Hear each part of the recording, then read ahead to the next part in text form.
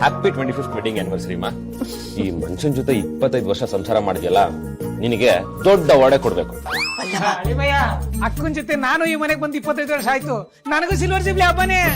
ಗಿರ್ಜಾ, ಬೇಗ ಬಾ, ಟೈಮ್ ಆಯ್ತು. 25 ವರ್ಷದಿಂದ ರಾಣಿ ತರ ಬದುಕ್ತಾ ಇದ್ಯಾ, ಬೇರೆ ಜನನು ಸ್ವಲ್ಪ ನೋಡ್ಲಿ. ವಿಕಂಠ, ಇತ್ತೀಚೆಗೆ ನಾಯಿ ಬೊಗಳಾಟ ಜಾಸ್ತಿ ಆಗಿದೆ ಅಲ್ವಾ? ಹ್ಞೂ ದೊಡ್ಡಪ್ಪ, ಈ ಅನಾಥ ಬೀದಿ ನಾಯಿಗಳನ್ನ ಒಂದಲ್ಲ ಒಂದ್ ದಿವಸ ಹೊಡೆದೇ ಹೊಡಿತೀನಿ.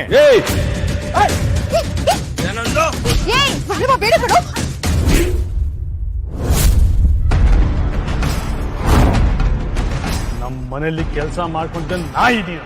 ನಮ್ಮ ತಂಗಿನ ಮರಳು ಮಾಡಿ ಓಡ್ಕೊಂಡು ಹೋದೆ. ನೀನ್ ನನ್ನ ಹತ್ರ ಮಾತಾಡೋ ಯೋಗ್ಯತೆನೇ ಇಲ್ಲ.